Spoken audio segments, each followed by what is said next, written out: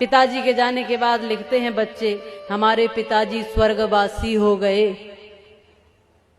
अब ये तो पिताजी से पूछना पड़ेगा कि स्वर्ग गए कि नहीं। यदि वो स्वर्गवासी हुए और स्वर्ग इतना अच्छा होता है तो उन्होंने कभी आपको बुलाना नहीं चाहा कि आ जाओ भैया, वहां क्यों पड़े हो, ये बहुत अच्छी जगह है। कोई दूसरी दुनिया स्वर्ग नहीं है। जिन परिवारों में माँ बाप दुखी और आंसुओं से रो रहे हो वो घर ही नर्क है, और जिसमें माता पिता की सेवा होती हो, बच्चे संस्कारी हो, वो घर ही स्वर्ग है। और कोई दूसरी दुनिया स्वर्ग की नहीं है। आकाश में नहीं है स्वर्गों की कोई दुनिया, बेकार के भ्रमों में भटकी हुई है दुनिया। है स्वर्ग तो वहीं पर जहां मधुर मीठी वाणी, उस घर कभी न आए कोई भी परेशानी, जिस घर में एक दूजे की बात जाए माने। एक दूसरे को समझकर जहां लोग रहते हैं वो घर स्वर्ग होता है। और एक व्यक्ति भी अगर विपरीत विचारधारा का होता है तो रामायण उसका भी उदाहरण देती है कि क्या होता है।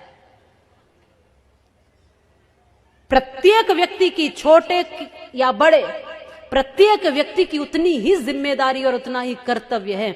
बच्चे अधिकार की बात करते हैं, अरे पिताजी की संपत्ति पर मेरा पूरा अधिकार है, लेकिन पिताजी के लिए कर्तव्य क्या बनता है, थोड़ा इसको भी सोच लें। और बड़े भी ऐसा करते हैं,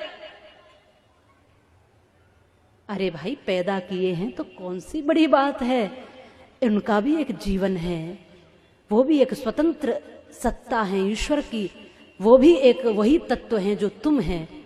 इसलिए छोटा हो ये सोच करके उसको छोटा नहीं समझना है। प्रत्येक व्यक्ति ईश्वर का अंश है। हो सकता है कि बड़े लोग कुछ दिन पहले इस दुनिया में आ गए हैं, बच्चे थोड़े दिन बाद इस दुनिया में आए हैं, बस उतना ही तो अंतर है, समय का अंतर है बस। क्योंकि बड़प्पन तो व्यक्ति के कर्म से होता है। जो छोटों को भी गले से लगा कर चले, जो छोटों को भी संभाल कर चले, जो छोटों को भी उनका कर्तव्य बताते हुए उनकी भावनाओं को समझते हुए चले, वो बड़ा है, चाहे फिर वो कोई भी हो।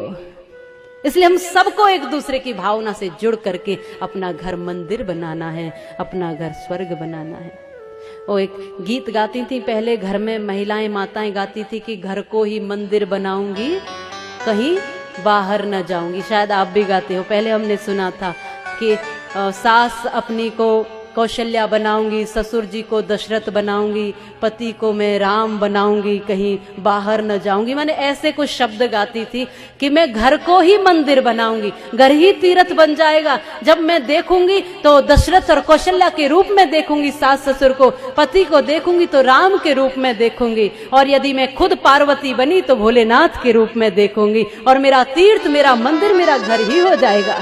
फिर बाहर जाने की जरूरत क्या है मुझे, जब घर ऐसा हो जाए। ऐसा माताएं गाती थी। उनके सामान्य शब्दों में कितनी गहराई छुपी होती थी। आज हम घरों को नर्क बना रहे हैं। क्या बना रहे हैं? घरों को नर्क बना रहे हैं, स्वर्ग नहीं बना रहे। ये सोचना आपका काम है।